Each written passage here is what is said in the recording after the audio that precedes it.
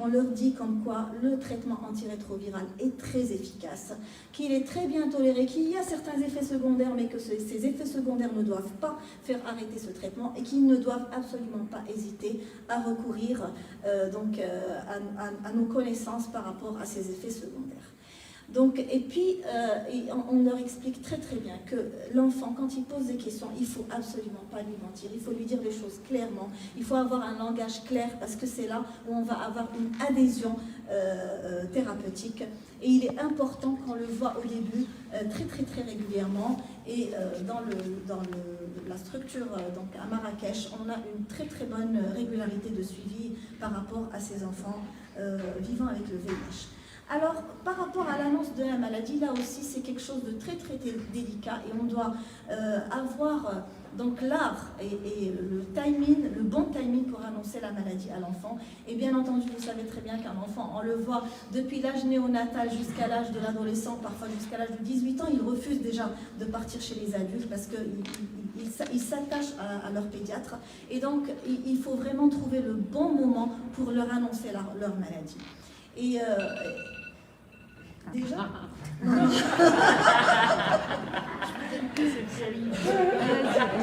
Allez-y. Et alors, donc, il faut avoir le bon timing pour leur annoncer leur maladie. Et chaque enfant, en fait, est un enfant à part. Il y a des enfants qui sont plus mûrs que d'autres. Il y a des enfants qui sont plus capables de comprendre et d'accepter le diagnostic de la maladie que d'autres. Et donc, nous, on doit s'adapter. Il n'y a pas de recette miracle. C'est vraiment chaque enfant à part et on doit les suivre et on doit savoir quand est-ce qu'on doit annoncer la maladie. Le plus important, c'est que l'OMS recommande quand même que le mot sida doit être annoncé avant l'âge de 12 ans et en tout cas à la puberté, là où commencera l'activité sexuelle. Donc l'enfant, il doit quand même savoir sa maladie, il doit vraiment la comprendre à un certain moment.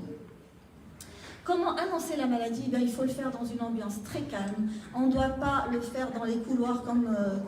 heureusement que maintenant, ça ne se fait plus d'annoncer des maladies dans le couloir, mais en tout cas, ça se faisait il y a pas mal de temps.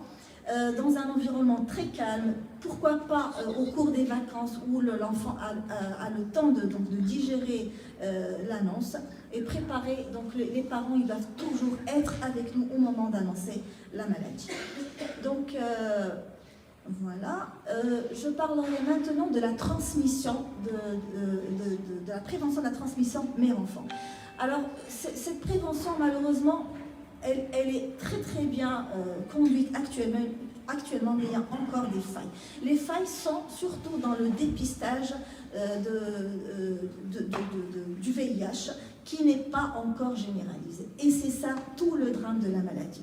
Parce qu'il a été bien prouvé qu'en l'absence de prévention de cette transmission mère-enfant, nous avons un taux de 15 à 20% de transmission. Par contre, quand la prévention est faite d'une façon adéquate, nous avons moins de 1% de risque de transmission. Et il a été bien prouvé que cette transmission a été faite chez des mamans qui ignorent la maladie. Donc, tout l'intérêt du dépistage et de la généralisation du dépistage, pourquoi pas à chaque grossesse, et c'est quelque chose pour laquelle on milite encore, mais au CHU, parfois, on n'a même pas de glycémie. Donc, il y a des choses dans la littérature, il y a des choses dans la recommandation ministérielle, mais il y a des choses en pratique qui ne se font pas. Donc, il y a certains axes, je ne vais pas rentrer dans les détails. Il y a encore des disparités dans l'accès aux soins et dans l'efficacité des programmes. Le dépistage n'est pas systématique. Et le suivi de la femme séropositive doit être coordonné. Et cette coordination ne se fait pas encore d'une façon adéquate entre le gynéco, l'infectiologue et le pédiatre qui doit être là. Et malheureusement, nous n'avons pas beaucoup de pédiatres formés. Avant, le professeur Sotri ne va pas me contredire, il y avait beaucoup d'infectiologues qui prenaient en charge les enfants. Là maintenant, de plus en plus, nous commençons à avoir des pédiatres, comme vous avez dit, c'est pas un grand gagne-pain, mais quand même, heureusement, on a de plus en plus de pédiatres maintenant qui sont impliqués dans la prise en charge et nous arrivons à les former à travers le congrès de la SOMIPEV dernièrement. Donc nous avons eu un grand nombre de pédiatres qui sont formés actuellement dans la prise en charge des enfants vivant avec le VIH. Le suivi psychosocial, là aussi, c'est une grande question et malheureusement, nous n'avons pas un très beau suivi. Et on remercie la LCS de nous aider. Elle fait vraiment du très très beau travail à Marrakech. Et nous avons beaucoup de médiateurs thérapeutiques qui se déplacent, qui n'hésitent pas à aider les mamans qui viennent de loin, les parents qui viennent de loin, qui n'ont pas accès au traitement. Et puis pour le suivi psychologique, ils sont très présents. Nous ne pouvons pas encore assurer ça parce que nous n'avons pas assez de psychologues pour le faire. Par rapport à la simplification du traitement, actuellement le traitement antirétroviral s'est simplifié, il s'adapte plus à une population qui présente des comorbidités. Disons qu'il y a encore des choses à simplifier davantage par rapport aux formes galéniques qui ne sont pas du tout adaptées à l'enfant, par rapport, justement, on n'a pas de forme sirop par exemple, il n'y a pas les formes buvables, il n'y en a pas encore, il n'y a que les comprimés, et donc c'est pas du tout adapté à l'enfant. Actuellement, nous avons 11 enfants qui ont commencé la simplification par le dolutegravir. Par rapport à la décentralisation de la prise en charge, nous avons de plus en plus et heureusement de centres de référents qui se créent au fur et à mesure du temps avec des pédiatres qui sont formés en bonne et due forme et qui font de l'excellent travail, bien entendu avec l'aide de la LCS également. Nous avons aussi réussi à informatiser les dossiers des enfants vivant avec le VIH et ça a permis de simplifier les choses, de simplifier la centralisation et aussi la décentralisation et l'administration de traitement également. Par contre, nous avons un gros problème avec les adolescents parce que vous imaginez que ce sont des enfants qui sont suivis depuis la naissance jusqu'à l'âge de l'adolescence et vous savez très bien comment l'adolescence ça se passe. C'est vraiment beaucoup de questionnements sur la personnalité et il se pose la question déjà avec le lien avec ses parents. Déjà, ce sont ses parents qui lui ont transmis la maladie, donc vraiment il y a beaucoup de problèmes avec l'adolescent et nous n'avons pas encore une prise en charge efficace par rapport à ça et nous essayons de trouver des solutions. La réussite de la transition de l'âge enfant-adulte ne se fait pas encore d'une façon adéquate. Les enfants refusent de sortir du service pédiatrique pour aller vers le service adulte. Ce n'est pas encore une transition qu'on arrive à réussir. Donc il y a des failles encore et qu'on essaie d'améliorer et qu'on réussira à améliorer, j'en suis sûre. Voilà, donc j'arrive à la conclusion. Donc nous avons de nombreux points forts que nous avons réussi dans les précédentes décennies. Nous sommes fiers de dire que nous n'avons eu aucune rupture de traitement depuis 2010, zéro rupture. Et par rapport à la décentralisation de la charge virale, actuellement ça se fait au CHU, nous n'avons plus recours à Rabat, etc. Et nous avons des délais de réponse beaucoup plus écourtés, ce qui facilite quand même la prise en charge de ces enfants. Nous avons certains défis à relever, les formes galéniques de traitement ARV pédiatrique, les formes combinées qui sont rarement développées pour l'enfant, maintenir le traitement sur le long terme qui leur permet, donc si chez l'adulte c'est à long terme, chez l'enfant qu'est-ce qu'on peut dire? Depuis l'âge nouveau-né adulte, etc., c'est vraiment très pénible pour l'enfant. Alléger les modalités de délivrance et du suivi, détecter, comprendre, accompagner les troubles du comportement des grands enfants et des adolescents et faciliter la transition en secteur adulte. Voilà, donc en conclusion, les efforts qui sont faits, et heureusement nous avons quand même l'accès à une bonne éducation thérapeutique, nous anticipons la procédure de la lance, quoique on aimerait bien avoir mieux, mais c'est déjà pas mal quand même, moi je suis très optimiste par rapport à ça. Un suivi clinique, un soutien psychologique qui, on essaie qu'il soit le plus adéquat possible, une simplification du traitement, une régionalisation des centres de référence et une meilleure gestion des rendez-vous. Voilà, je vous remercie.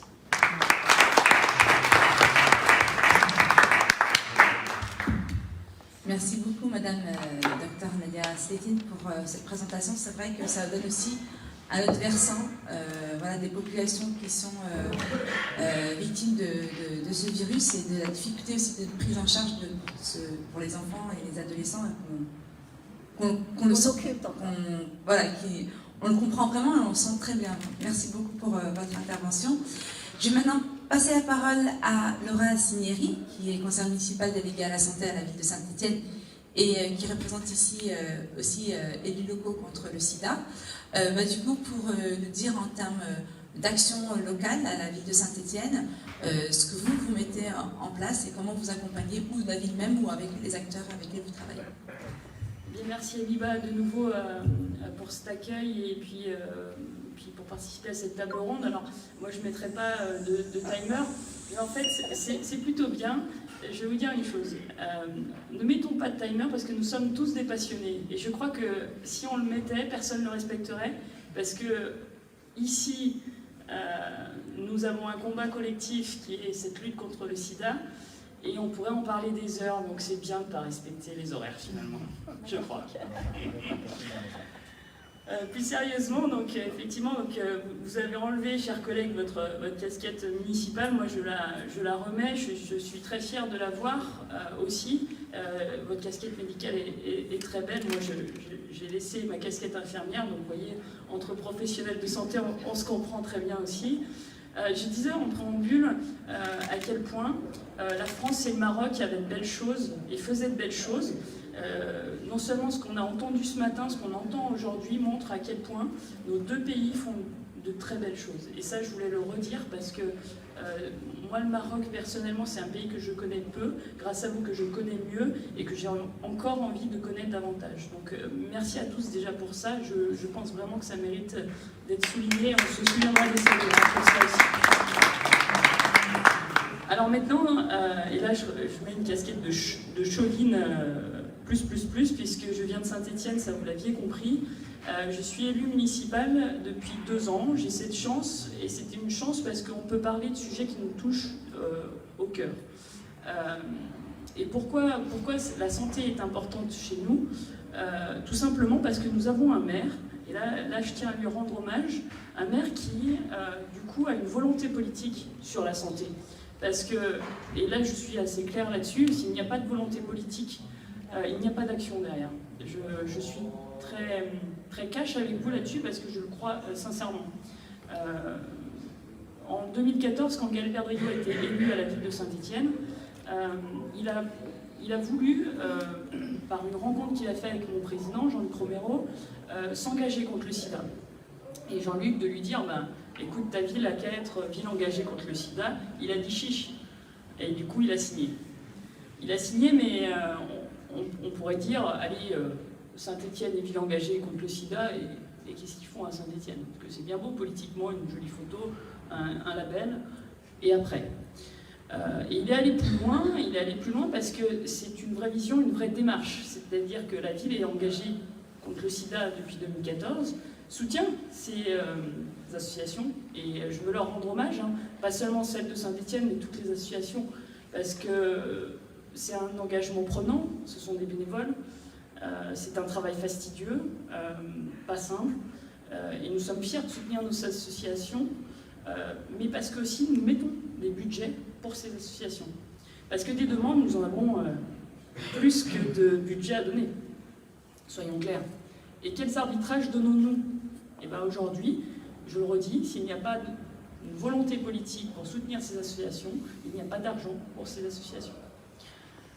Donc ça, il faut l'avoir en tête. À Saint-Étienne, nous avons cette chance, effectivement, aussi, d'avoir un maire qui met un rainbow flag aussi devant la façade de l'hôtel de ville. Parce qu'il n'y a pas que la lutte contre le sida, il y a la lutte contre toutes les discriminations. Et ça aussi, c'est un engagement politique fort. Et c'est un maire de droite. Je parle politique parce que, alors là, un maire de droite qui fait ça, c'est... Et j'ose pas dire hétéro parce que sinon, je pense que je vais avoir des problèmes. Et vous voyez à quel point on peut avoir des convictions fortes, les porter et les mettre devant la place publique. Et là-dessus, voilà, ils les portent, nous les portons dans l'équipe. Donc nous avons renouvelé l'engagement ville engagée contre le sida.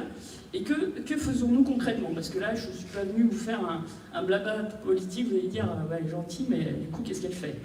Et qu'est-ce qu'ils font à Saint-Étienne concrètement? Alors concrètement, qu'est-ce que nous faisons? Donc effectivement, déjà, nous avons réuni l'ensemble des associations qui œuvrent sur la lutte contre le sida. Alors on a la chance d'avoir AIDE aussi, on a la chance d'avoir l'ENIPS aussi, je ne sais pas si vous connaissez, mais je pense que plusieurs d'entre vous doivent connaître aussi. Nous avons aussi des associations qui luttent contre les discriminations, alors je ne les citerai pas toutes parce que je suis à peu près sûre d'en oublier, mais elles sont nombreuses et nous les soutenons également. Et puis nous les réunissons. Nous les réunissons, et c'est pas chose simple, mais nous les réunissons avec l'ARS, parce que l'ARS donne aussi et soutient aussi financièrement des projets, et ils sont autour de la table. Nous les mettons autour de la table. Nous mettons aussi autour de cette belle table le CHU de Saint-Étienne et nos professionnels que je veux saluer aussi. Nous avons la chance d'avoir une expertise aussi en France, comme vous au Maroc, forte sur les sujets de lutte contre le sida. Et c'est important aussi dans la prise en charge du patient qu'on ait, je dirais, tous les acteurs autour de la table. Parce que quand on les a tous autour de la table, chacun déjà peut donner ses problématiques, ses points d'amélioration, ses forces aussi. Et de ça va émerger vraiment, je dirais, le meilleur. Parce qu'encore une fois, au-delà de toute étiquette politique, au-delà de tout combat d'associations les unes contre les autres ou autres, des professionnels de santé, mais nous sommes tous, et je tiens à le rappeler, nous sommes tous engagés contre le même combat, le même virus. Donc là-dessus, le message que nous avons fait passer à l'ensemble de ces interlocuteurs, c'était celui-ci. Et du coup, comment ça se déroule? Ça se déroule de la manière suivante, c'est-à-dire que ces associations sont... Donc on réunit tout le monde autour de la table et on fait une feuille de route ensemble. Et du coup, ça engage chaque acteur. Et ça change tout. Parce que quand vous avez une feuille de route qui est tracée, et on va tous, du coup, dans la même direction. Alors, je ne dis pas que c'est simple, je vous rassure, ce n'est pas toujours simple. Et sur le papier, ça amène des débats, mais c'est bien de ne pas être d'accord aussi. Et moi, j'aime bien quand on n'est pas d'accord aussi. Parce qu'on n'a pas toujours, nous, à la ville de Saint-Étienne, les meilleures idées. Les associations ne doivent pas toujours les contraintes que nous pouvons avoir. L'ARS nous dit qu'ils n'ont plus d'argent. Alors là, on discute un petit peu en négociant avec eux, mais c'est normal. Ils ont aussi des feuilles de priorisation. Donc, à nous aussi de les orienter, qu'ils nous aident aussi à nous conseiller sur des sujets de priorisation à donner et autres. Et puis, nous avons aussi dans nos villes, et je tiens à leur rendre hommage aussi, un CCAS avec des travailleurs sociaux qui s'engagent, qui font face à des problématiques auprès de nos habitants qui ne sont pas simples. À Saint-Étienne, nous avons aussi un taux de paupérisation important et c'est pas toujours simple. On sait que les publics précaires sont touchés plus durement. On sait qu'ils ont du coup, je dirais, moins d'outils, moins de possibilités pour lutter et encore plus contre le VIH. Donc, vous voyez, de tout ça, je dirais, est née une énergie et une feuille de route avec des actions concrètes. Je le disais tout à l'heure à des collègues, on parle aussi du sida autour d'une journée, 2 journées, 3 journées dans l'année. Parlons-en plus souvent. Et pour en parler plus souvent, dans le cadre de cette fameuse feuille de route que je décrivais tout à l'heure, nous incitons les associations à nous faire des propositions sur les fameux TROD, vous en parliez, Fatima, tout à l'heure, et c'est très important. Nous, on peut très bien soutenir la communication sur des TROD qui sont organisés sur des lieux de dépistage ciblés. C'est ce que font AID et NIPS. C'est ce que font aussi d'autres associations qui ont l'habilitation dont vous parliez tout à l'heure et qui permet aussi, dans différents lieux de la ville, d'organiser des dépistages. Donc, je dirais, on peut tout faire. Alors, on peut faire aussi du symbole. Alors, je sais bien que le symbole, souvent, c'est associé à de la communication en disant, oui, on met un nœud rouge, on fait ci, on fait ça, mais portons-le. Et nous le mettons sur le fronton de l'hôtel de ville, nous colorons en rouge les bâtiments sur cette journée-là. Alors oui, c'est du symbole, bien sûr, mais ce symbole est important parce qu'il est véhiculé, il est retweeté, il est liké, il est partagé. Et c'est une manière supplémentaire de parler de ces sujets-là. Et ça, c'est important. À notre sens, ça l'est. Nous le faisons. Nous le faisons aussi, j'y reviendrai tout à l'heure, nous avons une exposition dans le cadre des élus locaux contre le sida qui peut être véhiculée sur d'ailleurs différents pays aussi, différentes villes. Nous l'avons à Saint-Étienne et nous avons voulu, alors nous avons une chance aussi, c'est que le maire de Saint-Étienne est le président de Saint-Étienne Métropole, ce qui en fait une force pour nous, c'est-à-dire que le message que nous impulsons à Saint-Étienne, il a adressé un courrier aux 52 autres maires de la métropole en leur disant « Nous avons une formidable exposition, servez-vous-en, nous la mettons à votre disposition. » Et 52 autres fois, nous allons parler de cette lutte contre le sida. Donc là, vous voyez, on est dans des actions extrêmement concrètes, enfin en tout cas plus concrètes peut-être qu'une remise de label. Mais vous savez, la remise de label nous permet aussi, on y reviendra tout à l'heure, d'organiser des tables rondes. Une ville, prochainement Lyon va recevoir la ville, et pourtant c'est une Stéphanoise qui vous parle de Lyon, mais bon, ça va. C'est important, Lyon va organiser du coup cette cérémonie, mais va profiter pour organiser des tables rondes, pour parler du sujet. Nos collègues de Nice l'ont fait. Je pourrais vous citer plein d'exemples. À Cergy-Pontoise, on va le faire. À Cergy-Pontoise aussi, vous voyez. Donc ça va être extrêmement bénéfique. J'ai envie de vous dire, tout ce qui permet de parler, de la lutte contre le sida, c'est une bonne opportunité pour les uns et les autres de le faire. Donc voilà quelques exemples. Alors la dernière que j'ai en date, mais je vais vous la montrer. Je me permets.